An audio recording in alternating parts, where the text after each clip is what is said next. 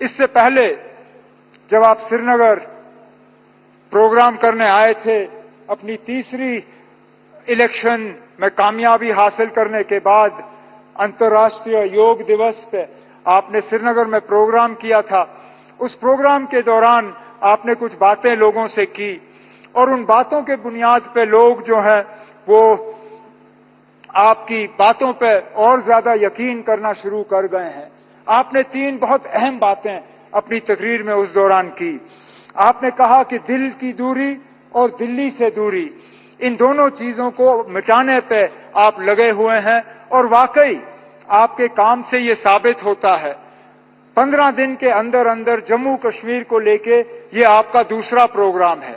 اس سے پہلے جموں کو ریل ڈویژن سے آپ نے نوازا اور اس پروگرام میں آپ نے شرکت کی، اور آج خود آپ سونمرگ آئے ہیں اس ٹنل کا افتتاح کرنے کے لیے. ایسے پروجیکٹوں سے نہ صرف دل کی دوری بلکہ دلی سے دوری جو ہے وہ کم ہو جاتی ہے. اس دوران آپ نے جموں کشمیر کے عوام سے کہا تھا کہ بہت جلد الیکشن ہوں گے، انتخابات ہوں گے اور لوگوں کو اپنے ووٹ کے ذریعے اپنی حکومت چننے کا موقع ملے گا.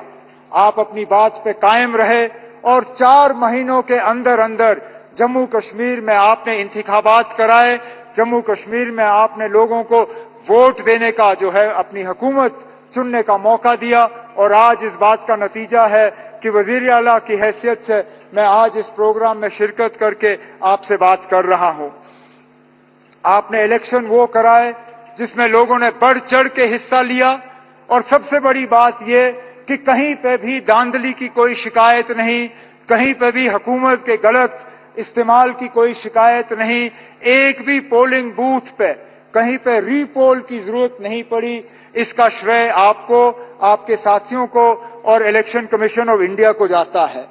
اس دوران آپ نے تیسری بھی بات کی جس کو لے کے لوگ اکثر بیشتر مجھ سے سوال کرتے ہیں، میرے ساتھی کابینہ کے، میڈیا کے، یہاں کے رہنے والے.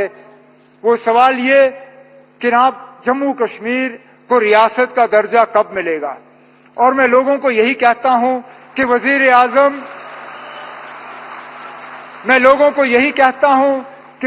اعظم صاحب نے 4 مہینے میں اپنے الیکشن کا وعدہ جو ہے وہ پورا کیا ہے.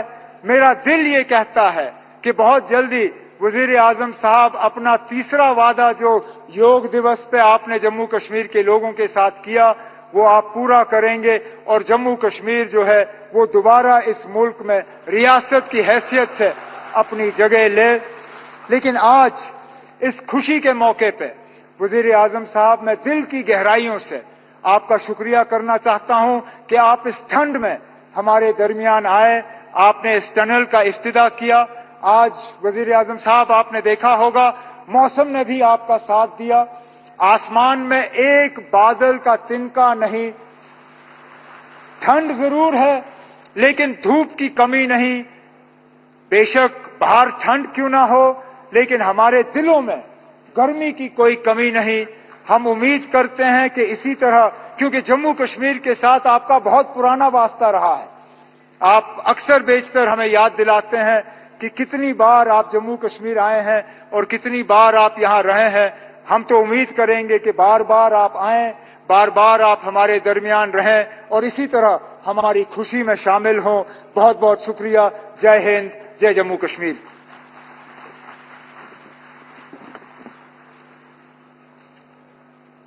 धन्यवाद माननीय मुख्यमंत्री जनाब उमर अब्दुल्ला जी।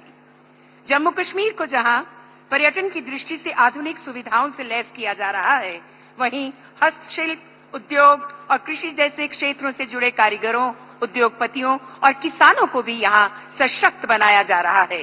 अब हमारा सादर अनुरोध है केंद्र शासित प्रदेश जम्मू कश्मीर के माननीय उपराज्यपाल श्री मनोज सिन्हा जी से कि वे संबोधन के लिए कृपया तशरीफ लाएं।